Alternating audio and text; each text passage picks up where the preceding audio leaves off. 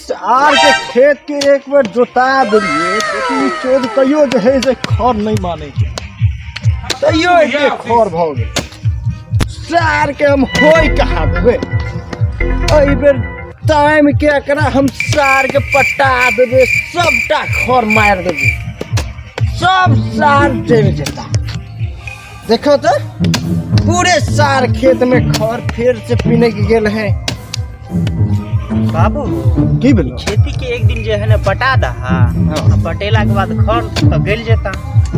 तब जोतवा दी ठीक है कौन सार के एक बार पटा दे छे बढ़िया से तब सार के सबटा खर गल जेते तब जोतवा के सार के फिर से बाव कर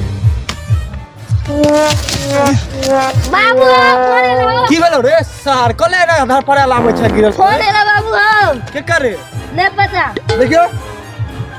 हेलो के बाजै छी अच्छा अच्छा हाँ हाँ कहियो की नहीं नहीं एना किया